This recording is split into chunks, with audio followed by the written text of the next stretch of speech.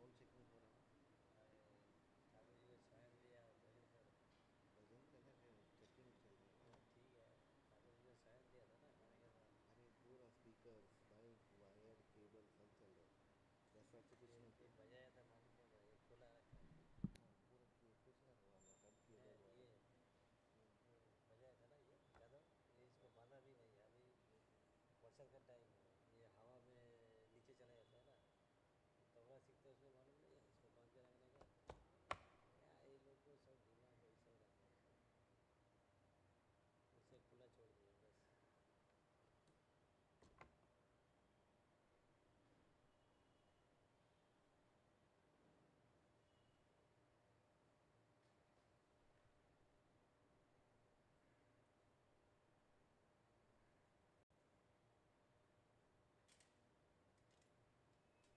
Engineer, वो चला गया इंजीनियर चला गया। आया इसके लिए आया, अच्छा आगे है। इसके लिए आया थी। एक्चुअली तो होटल में मशीन ख़राब है, चेंज कर देना चाहिए। सब मशीन जो है ना, चेंज किया आपने, सब किया,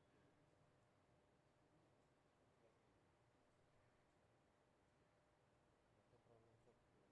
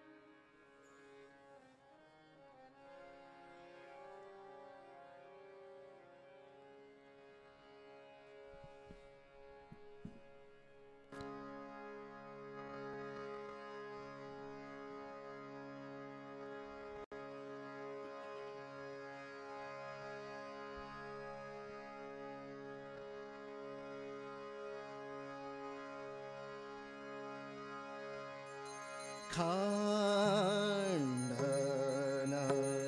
भवबन्धन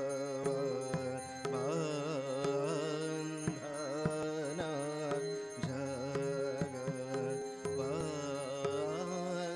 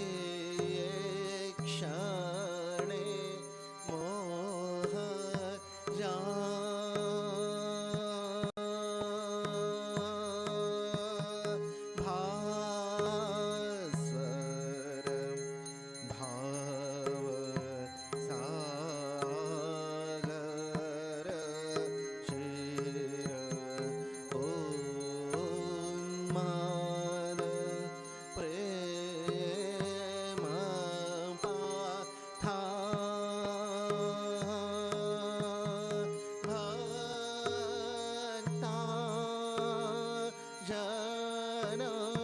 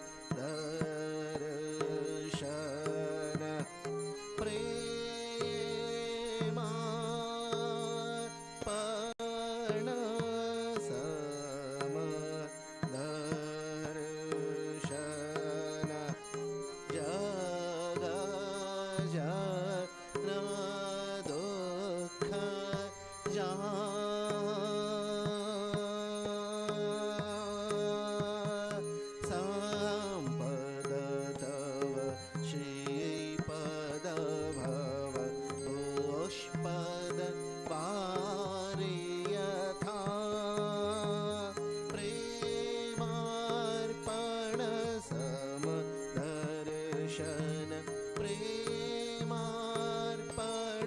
सम दर्शन जग जन दुख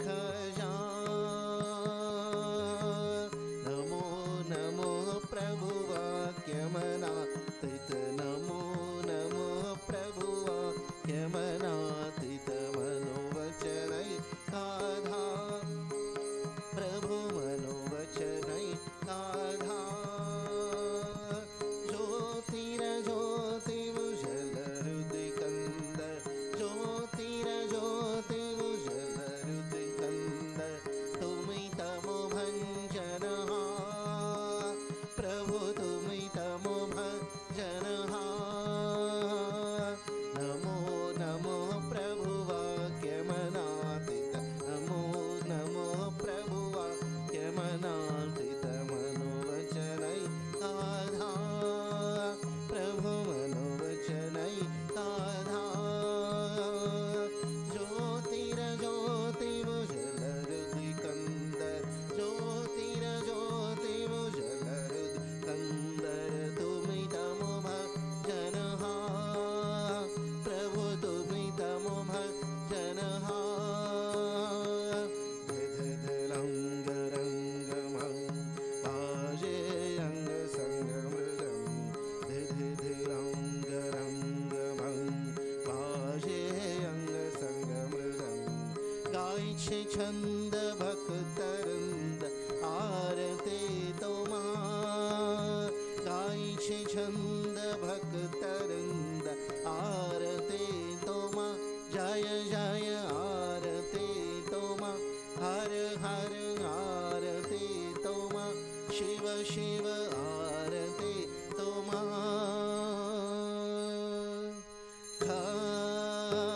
खण्डन भव बन्धन जग बन्धन वन्दे तोमा जय श्री गुरु महाराज की जय।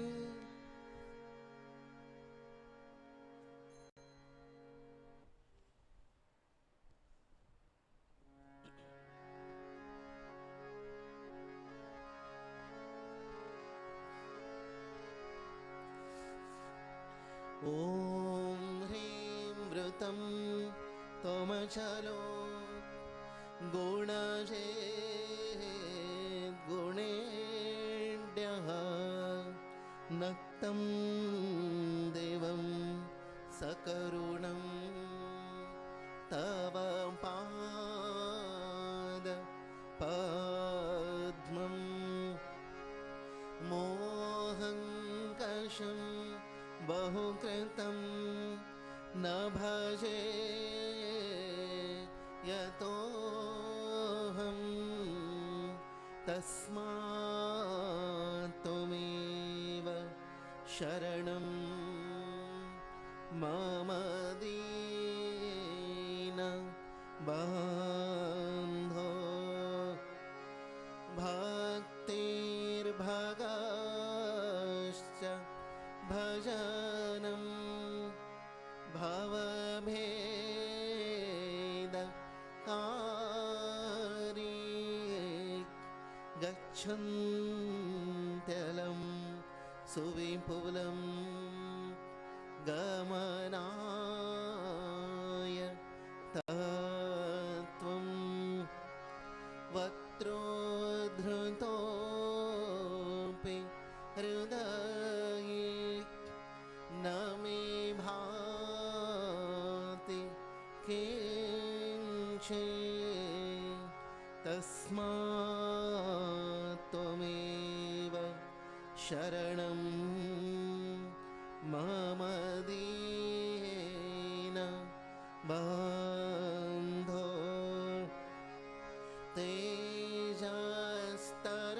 तेजस्तरन्ते तरसा त्वयित्र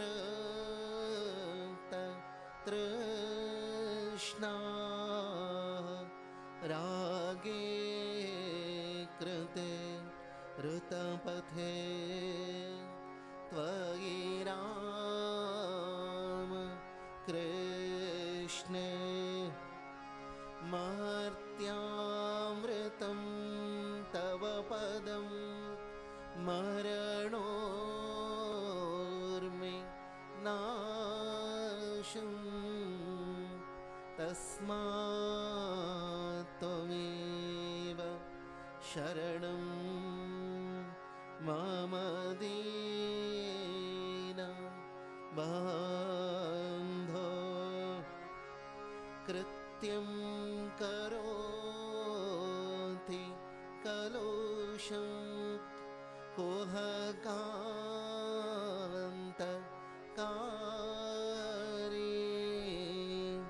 स्नान्तं शिवं सुविमलं तव नाम नाथ यस्मादहं त्वशरणो जगदेकगम्या तस्मात् त्वमेव शरणं मम दीन बन्धो ॐ स्थापकाय च धर्मस्य सर्वधर्म स्वरूपिणे अवतार वरिष्ठाय रामकृष्णाय ते नमः। ॐ नमः श्री भगवते रामकृष्णाय नमो नमः। ॐ नमः श्री भगवते रामकृष्णाय नमो नमः। ॐ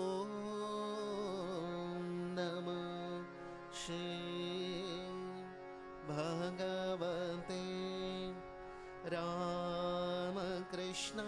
रामकृष्णाय नमो नमः।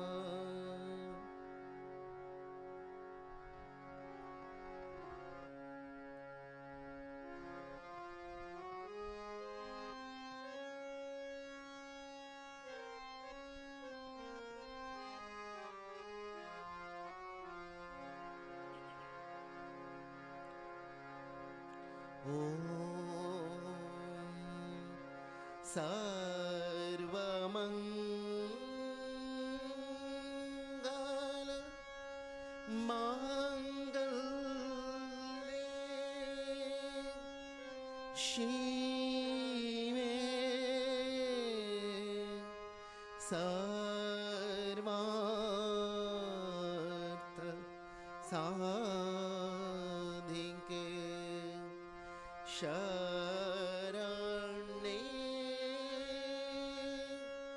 त्र्यम्बके गौरी नारायणी नमोस्तुते। सृष्टिस्थिति विनाशानां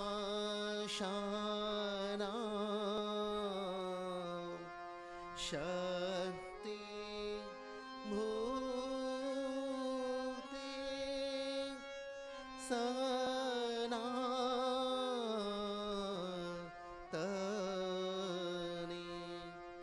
गुणा क्षये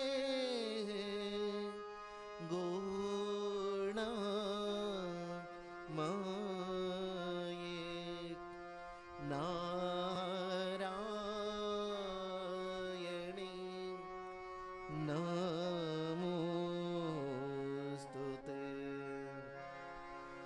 शरणा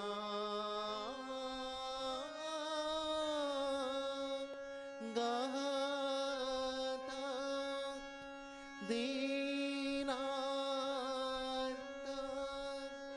परित्राण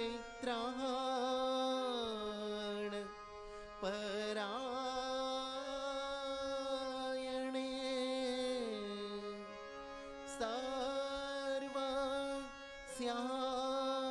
सर्वस्यार्थे हरे देवी नारायणे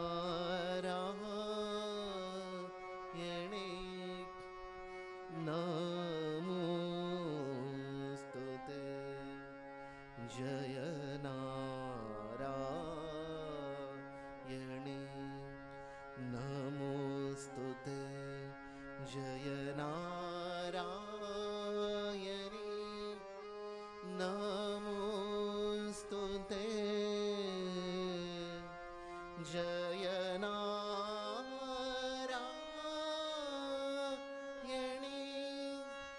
नमोस्तुते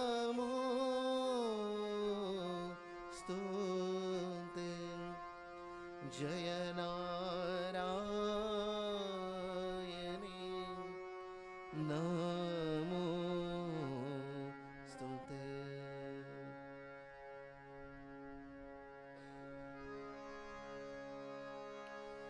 जय महामाये की जय, जय भगवान श्री रामकृष्ण देव की जय, जय स्वामी जी महाराज जी की जय।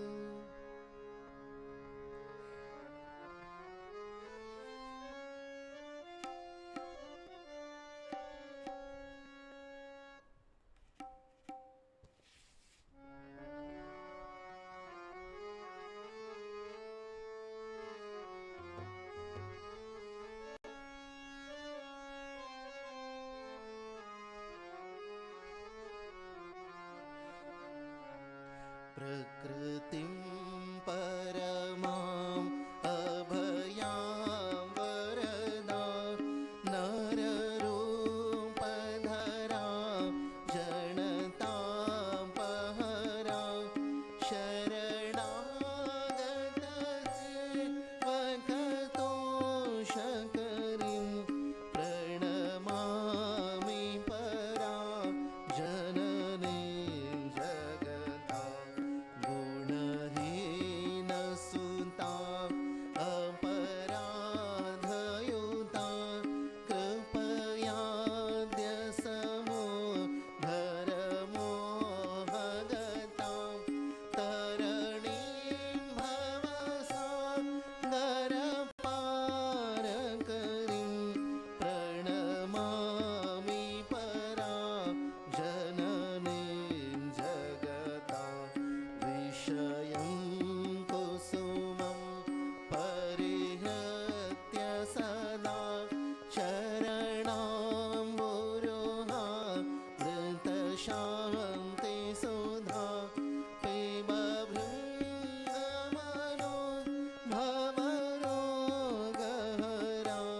प्रणमामि परां जननीं जगतां कृपां कुरु महादेवी सुतेषु प्रणतेषु च शरणाश्रयदानेन कृपामयि नमोऽस्तु ते लज्जापटावृते नित्यं शारदे ज्ञानदायिके पापेभ्यो न सदा रक्ष कृपामयि नमोऽस्तु ते रामकृष्णगतप्राणां तन्नामं श्रवणप्रिया तद्भाव रञ्जिताकारां प्रणमामि मुहुर्मुहुः पवित्रं चरितं यस्याः पवित्रं जीवनं तथा पवित्रता स्वरूपिण्यै तस्यै कुर्मो नमो नमः देवीं प्रसन्ना प्रणतात्रिहन्त्रीं योगीन्द्रपूजां योगधर्मपात्रीं तां शारदां भक्तिविज्ञानदात्रीं दयास्वरूपां प्रणमामि नित्यं स्नेहेन बध्नासि मनोस्मदीयं दोषान् शेषान् सगुणीकरोषि आहेतुनानो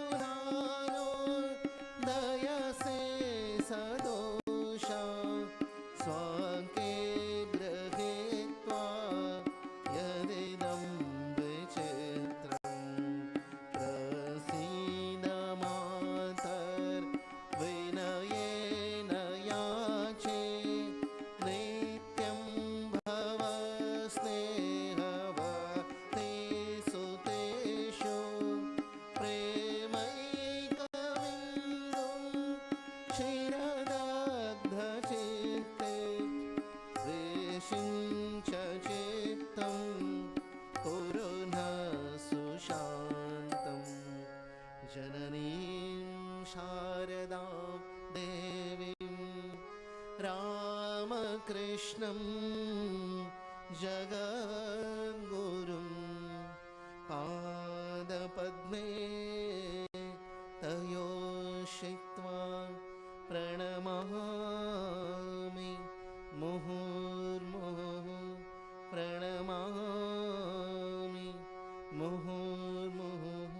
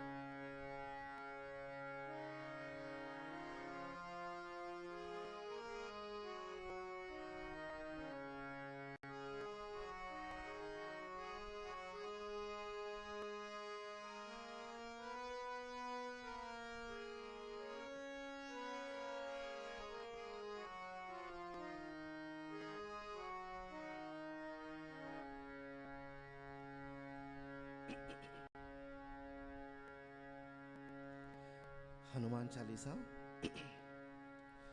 श्री गुरु चरण सरोज रज निज मनो मुकुर सुधारि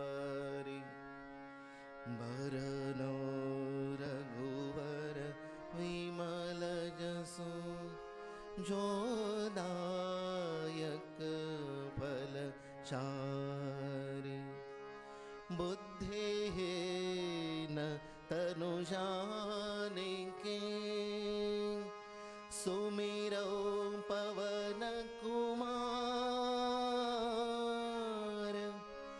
बल बुद्धि विद्या देहु मोहि हरहु कलेस विकार।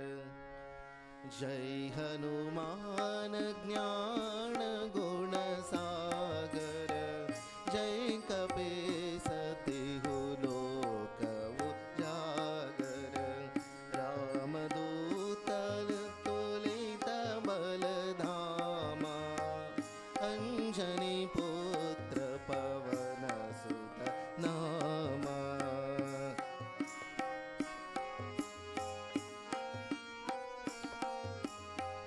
महावीर विक्रम बजरंगी, कुमति निवार सुमति के संगी, कंचन बरन विराज सुमेसा, कानन कुंडल कुंचित केसा, हाथ वज्र ध्वजा विराजे, कांधे मूंज जनेऊ साजे, शंकर सुवन केसरी नंदन, तेज प्रताप महाजगवंदन।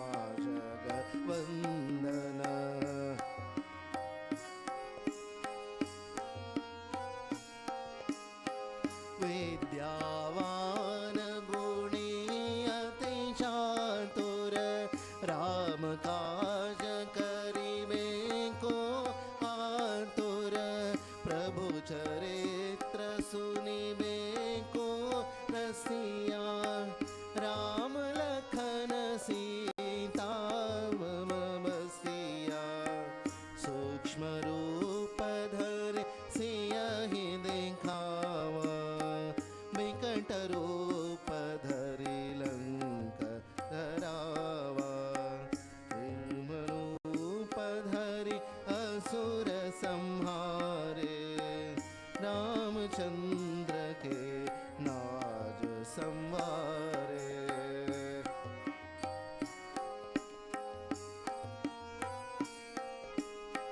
लाय सजीवन लखन जियाए, शेर गुवीर हरसि उर लागे, रघुपति कीन्हि बहुत मरणाए, तुम मम प्रिय भरतहि सम माये, सहस वदन तुमरो जस गावे, अस कहि श्रीपति कंठ लगावे, सनकादिक ब्रह्मादि मुनीसा, सारद नारद सहित अहिसा,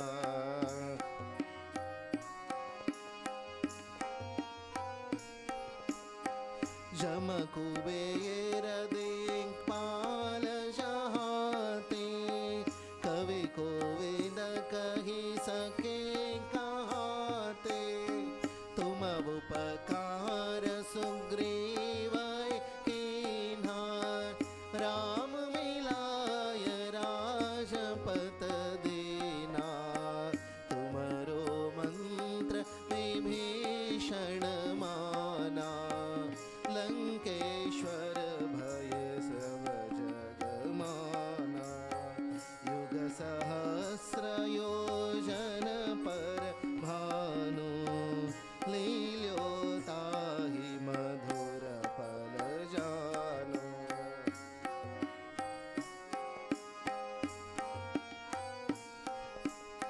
प्रभु मुद्रिका मेलि मुख मागी, जलधि लांघि गए अक्षरज नाही, दुर्गम काज जगत के जेते, सुगम अनुग्रह तुमरे तेते, राम दुआरे तुम रखवारे, होत न आज्ञा बिनु पैसारे, सब सुकल है तुम्हारे सरना, तुम रक्षक काहू को डरना।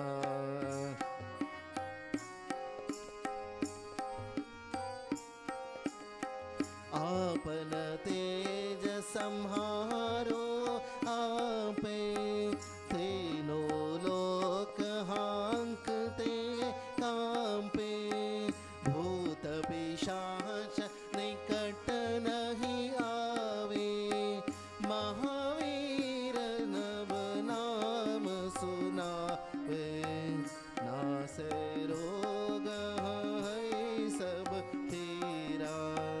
जपत निरंतर हनुमत बीरा। संकट ते हनुमान छुड़ावे, मन क्रम वचन ध्यान जो लावे।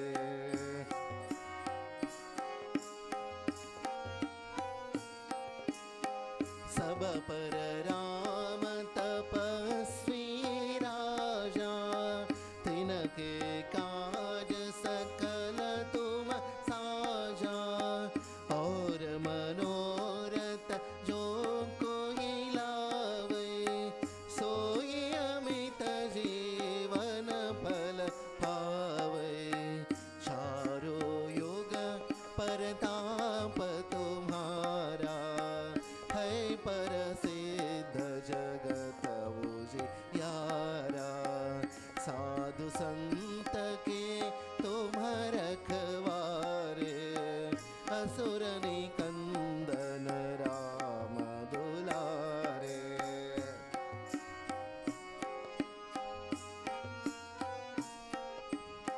अष्ट सिद्धि नौ निधि के दाता, असबर दीन जानकी माता।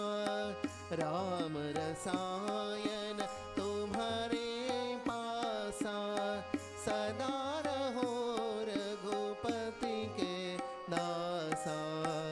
तुम्हारे भजन राम को पावे, जन्म जन्म के दुख बिसरावे।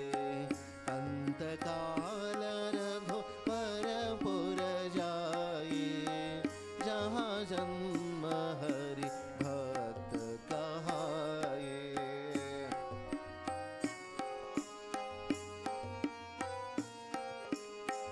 और देवता चित्तन धरगे, हनुमत से सर्व सुख करगे। संकट कटै मिटै सब पीरा, जो सुमिरै हनुमत बलबीरा। जय जय जय हनुमान गोसाई, कृपा करहु गुरुदेव की नाई। जो सत बार पाठ कर कोई, छूटहि बंदी महा सख होई।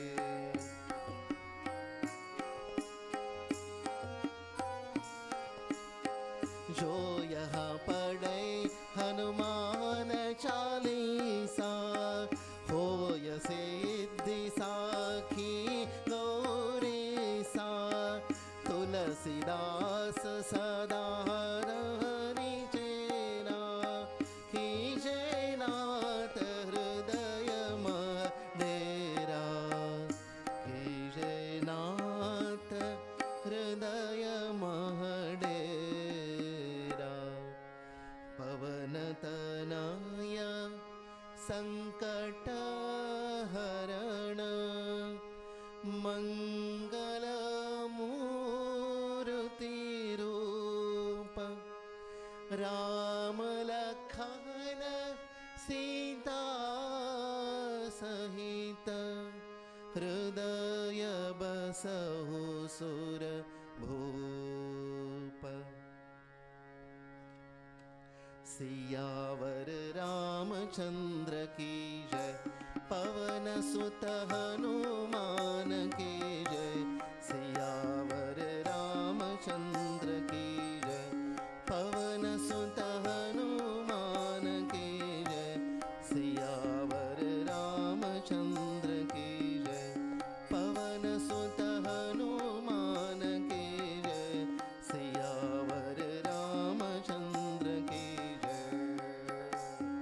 श्री राम जय राम जय जय Ram.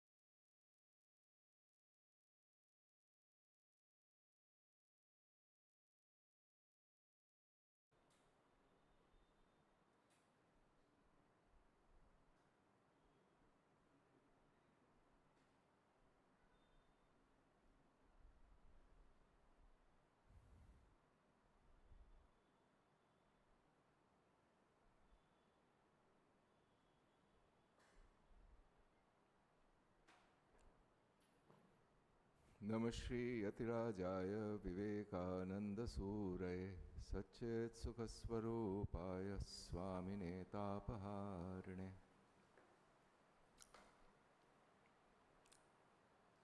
So last time we had just started this lecture, Freedom of the Soul by Vivekananda, and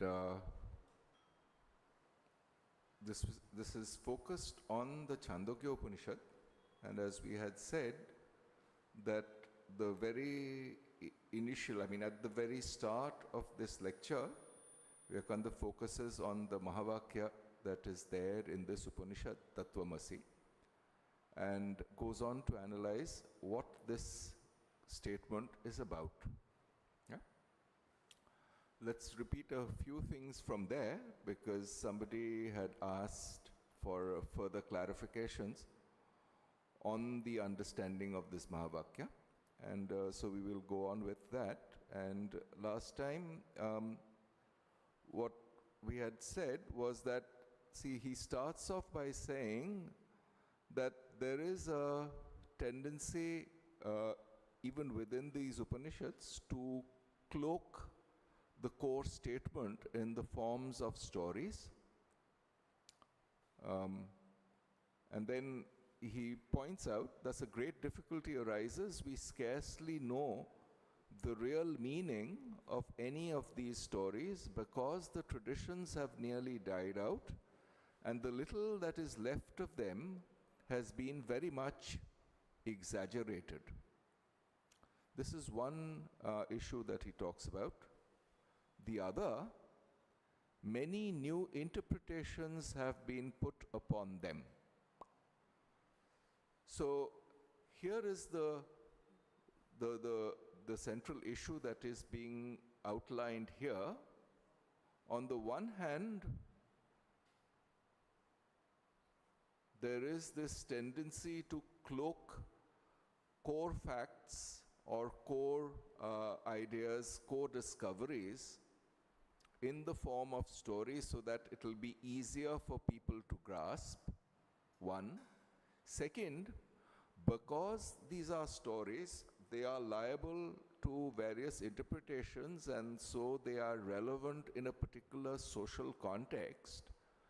And it is important to unravel the cloak, unravel the packaging, so to speak, so as to get at the essence. And both these stories, narratives, interpretations, all three of them basically synonymous in this particular context, can be a means by which, the original intention of these things is to direct the mind towards the core content. But because the human mind is very often attracted towards the story rather than towards the essence of things, it prefers very often to take the story as something that is literally true without bothering to get into the content of things, without bothering to get into the core content of things. And then endless amount of debate and discussion on what this packaging is about, on what this story is about, on what this narrative is about. This is missing the point altogether.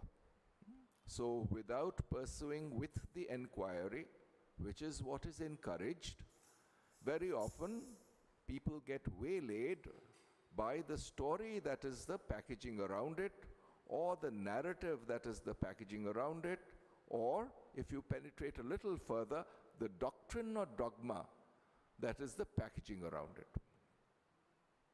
This happens endlessly, particularly when the quest is after something subtle and deep. It's very easy to get waylaid by the words themselves without bothering to inquire into the truth of things.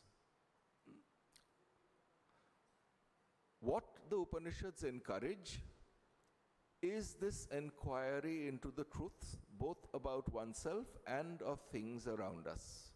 Roughly, what we call the subject, the I, and the object or the world around us.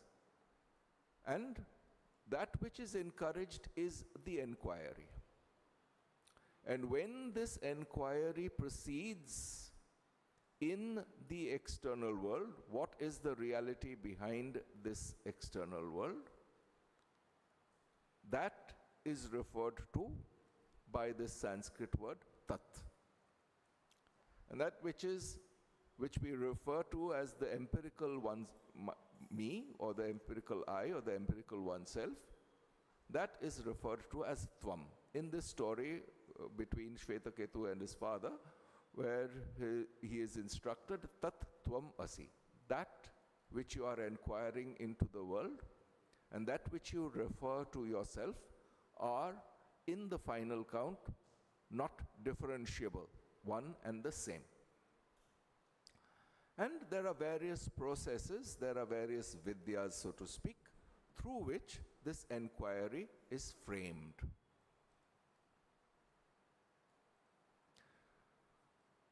Since I was asked to clarify, we'll have to frame the clarification in a certain way.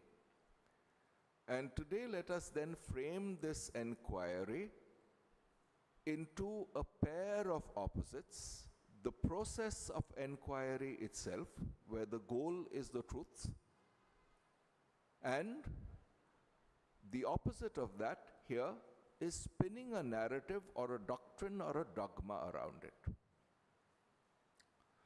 The aim and end of all these things is to make the mind attuned to a constant process of inquiry.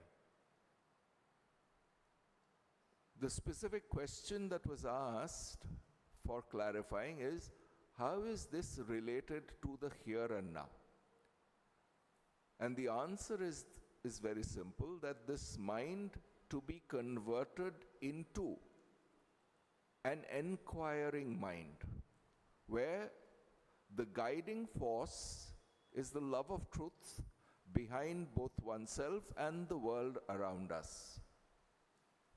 And one has lost the way, or one has at least missed the goal, if one has taken the conceptual framework or the words or a doctrine or a dogma to be the aim and end of such inquiry. So this tattvam asi is not supposed to be a formula that is repeated endlessly.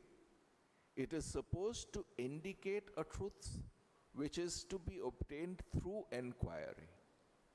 Repeating it as a formula does not serve that purpose, but inquiring into it does.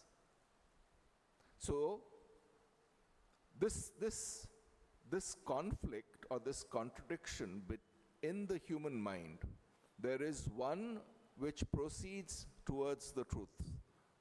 And it is this capacity of the mind to proceed towards the truth which is by being dissatisfied with the present scheme of explanation that is there in the mind.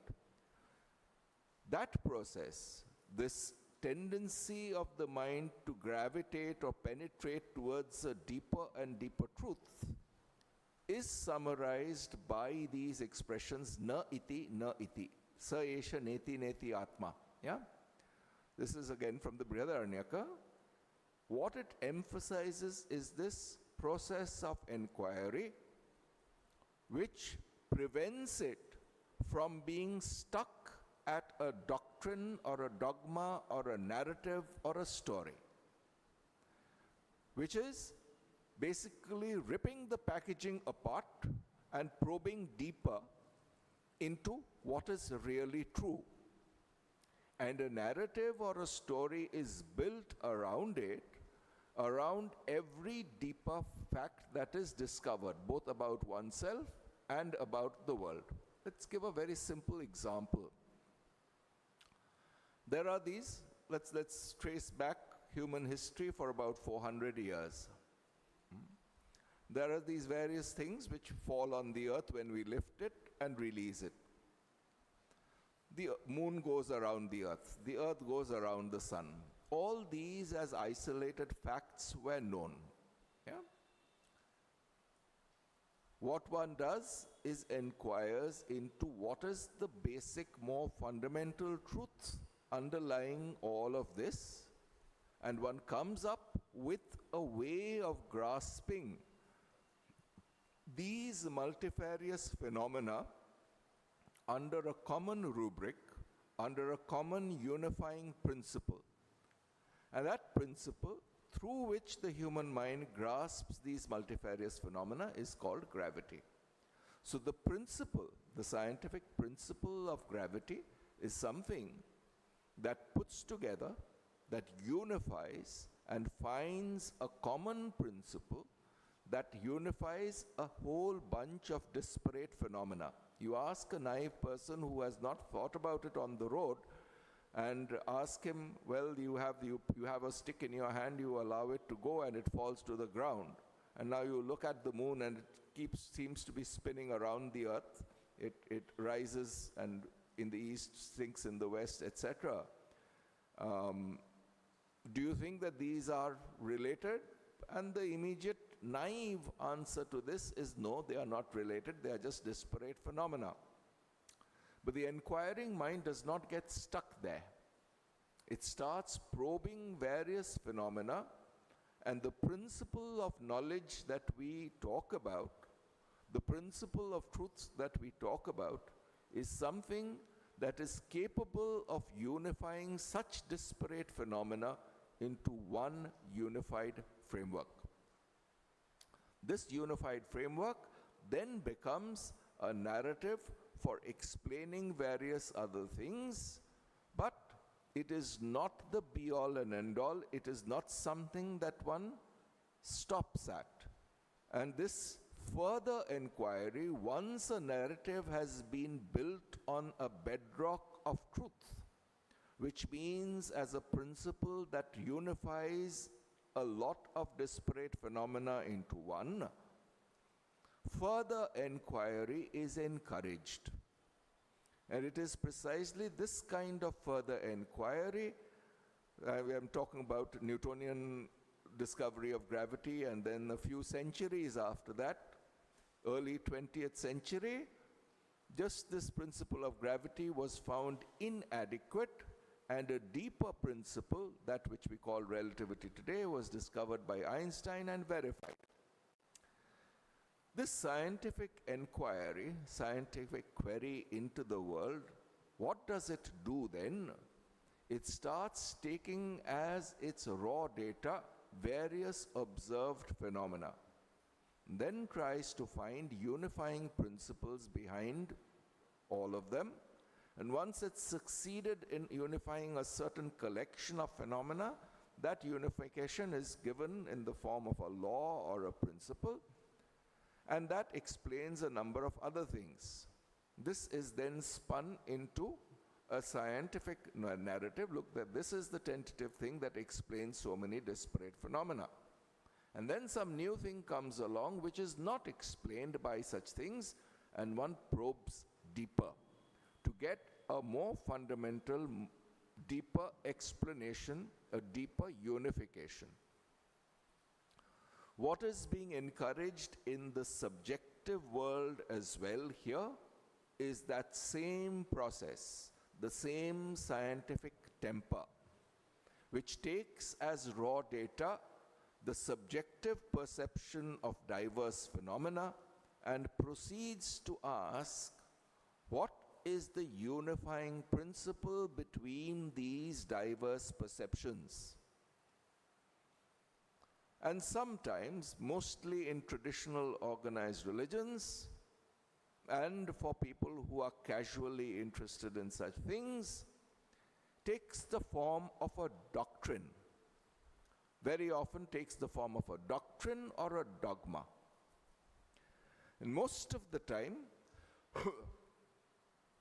This kind of a doctrine or dogma takes one of two forms. One, a pseudo-intellectual form, where it is put forward as certain unverifiable assertions, which today's scientists call not even wrong. That's a joking thing. See, if you have a statement that it has to pass that muster of something that is scientifically, that qualifies as a scientific statement, you should either be able to say that it is true or be able to say that it is false. But a doctrine that claims to explain certain observed phenomena and can neither be verified as true nor be proven false, such a statement is of no use. Yeah?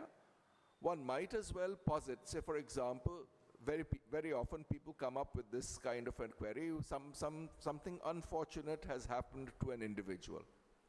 And they want to ask questions about why such an unfortunate thing happened. And let us say that, purely by chance, a person was crossing a road and a car came and bumped and there was a bit of an accident. Now, what is the correct common sense response to it? All right, this was a certain measure of carelessness. Maybe I was not at fault, maybe the car coming along was at greater fault. But in future, what is the way to prevent such things from happening? It is to develop greater caution. This is the simple common sense answer to the problem. But you do have people who would come back and then start moping about it or going around in circles of thinking of various unverifiable explanations of some theory, some karmic theory or the other to explain such chance phenomena. How does it help in any way at all? At best, it dulls the process of inquiry, which says that, okay, I was walking along the road, I was not alert enough, I should have been more alert. It's a simple solution to a simple problem being now covered up by all kinds of theories and doctrines which prevent the problem from being solved. In other words, such a mind has been waylaid by this temptation to fall into some kind of narrative or story without actually inquiring into the truth of things. And here in the Upanishads, when one is saying Tattvam Asi, what one is saying is really what is an indicator of this process of inquiry, where the process of inquiry is to be pursued till the very end. Which means, what does the end mean? Not some theological, not some conceptual, not some framework-ridden conclusion which we put forth in words and posit another doctrine. No. What then? It's basically when the instrument of inquiry is completely absorbed or exhausted in the inquiry itself. Which means, so there are various ways of saying it, not all of which are entirely faithful. Manaso amani bhave param tattva nigadyate. Yeah, that's one so. So it's basically the inquiring mind when it fulfills its process of inquiry, which means there is no second to inquire into. What is it doing? The mind inquiring into a particular phenomenon starts withdrawing itself from the objective reality into the perception of the objective reality. This is a certain slight difference. First, seeing the world and saying, oh, this is the world. And the second stage is saying, oh no, this is not the world that we are inquiring into, it is the perception of the world that we are inquiring into. What has happened? At the first stage, it is as if there is just some objective reality outside, and there is me which is separate, and that which is outside is being inquired into. But when we are saying the perception, it is this interaction between this bifurcation that we have created in our minds, a bifurcation between the subject that's the inquirer and the worlds that's inquired into. That difference is decreased to some extent, and the perception of the world is all that we can inquire into is understood.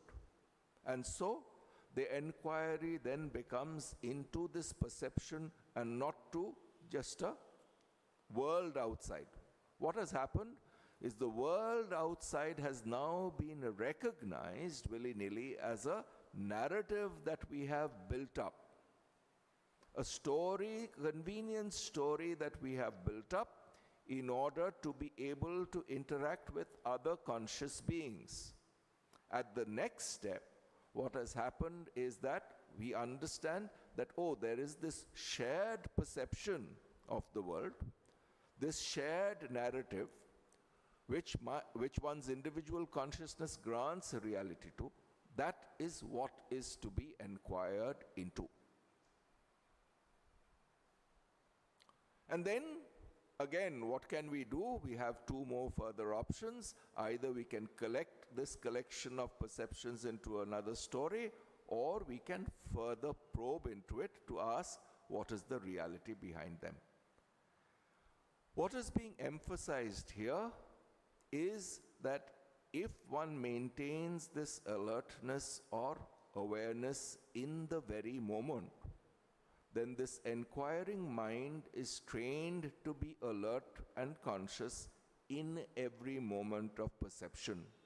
Which means, as soon as there is a perception, there is an instinctive reflex, okay, what is the reality in it, and a process to penetrate beyond the common sense perception to the underlying reality. This inquiring mind is summarized by these phrases, na iti, na iti. Yeah, saesha neti neti atma means what is the way to the essence of things? It is not being stuck at this convenient explanation, but the tendency of the mind, which is to be cultivated, to probe deeper, to cut through various stories that we have manufactured. Why so? Because here, there is a fundamental narrative that is challenged. When we regard ourselves, when we are saying, okay, say for instance, when we refer to ourselves as I, it has a confused presentation to our mind. It says, okay, there is this mass of flesh and bones and thoughts, which we are conveniently referring to as I, and on the basis of that we build societies and so on. But what is the fundamental reality behind this I is a question that needs to be asked. Where does this subject arise from? Where does the notion of this subject, this I, come from? Is it essentially embedded in this body and mind? And then various arguments are put forth. And that is supposed to undermine this assumption, challenge this assumption that one is just this physical reality, which one perceives as the other, as the one that is outside. Where is that enquiry? When is that enquiry supposed to be made? And the answer to that question is in the here and now, which means this process of enquiry, by finding truths in phenomena outside and truths in subjective phenomena within, is not something that is to be postponed to some convenient locale, some convenient framework of thoughts. That is to be done in the here and now. And this is the connection. We'll probably go through one more paragraph now. It says, when came the philosophers, the work of the Upanishads seemed to have ended at that point, which means by putting forward their discoveries. The next was taken up by the philosophers, and this is the second framework that we were referring to. Very often there are these fundamental discoveries which are supposed to encourage us to finding these truths for ourselves. But this is the other intellectual packaging that is often done, which means a scheme of philosophy or making it into some kind of a cogent narrative, cogent intellectual narrative or cogent narrative of thought, which comes across as some kind of a school of philosophy or a way of thinking about these discoveries. And if one takes this packaging, the story, the school of thought as the reality, again, one has missed the point. So he comes up, he discusses this. The framework was given by them, the philosophers, the framework was given them meaning the philosophers, by the Upanishads, and they had to fill in the details. So many questions would naturally arise. Taking for granted that there is but one impersonal principle which is manifesting itself in all these manifold forms, how is it that the one becomes the many? It is another way of putting the same old question which in its crude form comes into the human heart as the inquiry into the cause of evil and so forth. Why does evil exist in the world and what is its cause? But the same question has now become refined, abstracted. No more is it asked from the platform of the senses why we are unhappy, but from the platform of philosophy. How is it that this one principle becomes manifold?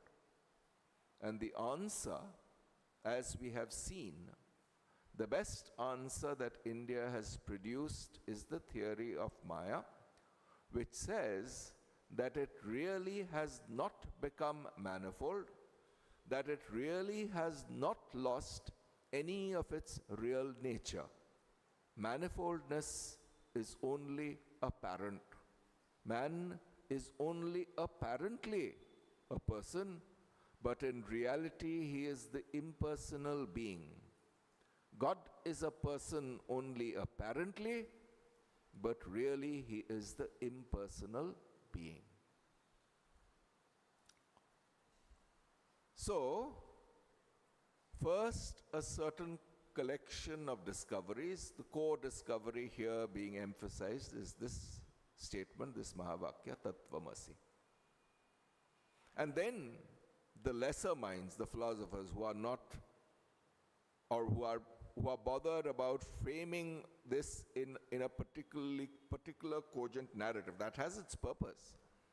Because the discovery itself is going to be very difficult to grasp by ordinary minds, but if it is put in a cogent form, then the mind is slowly guided towards this core truth by means of this philosophical framework that encompasses it.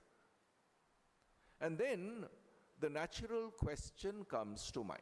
To the crude mind, the question is this thing of this problem of, okay, so people who believe in a personal God, of a God sitting outside this universe, a just God and a merciful God, such people have a great problem, great difficulty reconciling their sense of justice with their sense of mercy. And so that question then, when one starts understanding, that look, what we call lack of justice or something unfair happening to me is a part and parcel of this world. The world has not written me a kind of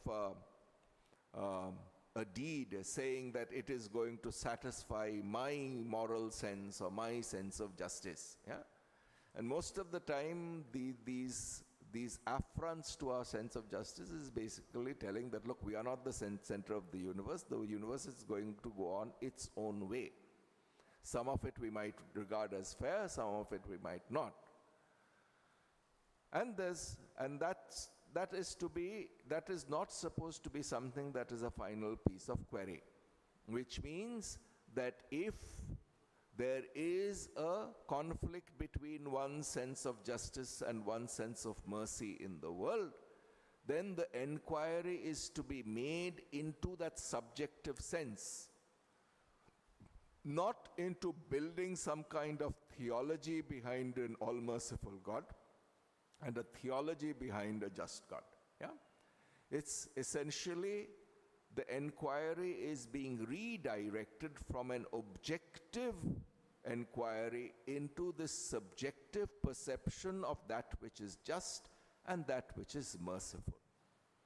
So, from the object of theology, from the object of doctrines, the mind is turned further within, further inwards, so that it can enquire into the root of things in one's heart, in one's perceptions, not into something that is an external reality.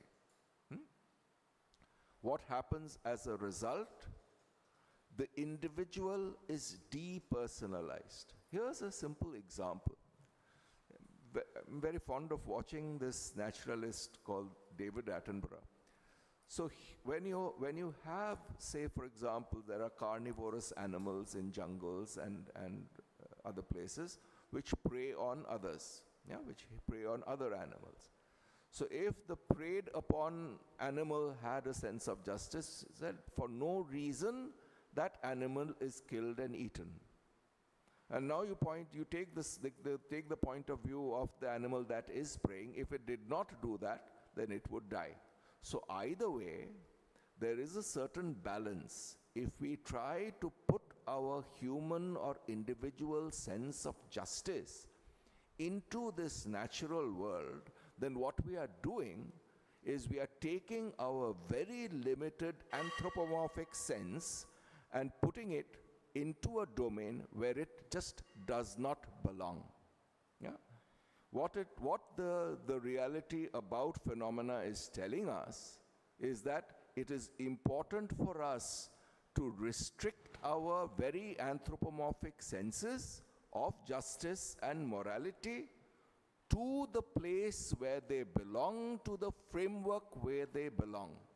Not to push it further, not to say that, look, this is something that is universally valid, that is of relevance outside this very limited domain. Yeah? And it is a certain expression of incredible hubris to say that the world is supposed to subscribe to my petty sense of justice. Yeah? And that is what is being challenged here. It is what forces the person to depersonalize himself or herself rather than taking for granted one's own personal prejudices. This is the process of inquiry to be done at every moment. Yeah? So, here is the thing, it's manifoldness. So the solution then is that comprehending this reality as this one undivided whole and not regarding this fragmented reality as the be-all and end-all, but to probe deeper, but probing deeper in the here and now. So hopefully we've clarified that question that was raised last time. We will return to this next week. Om Shanti Shanti Shanti Hari Om Tat Sat Shri Ramakrishna Arpanamastu.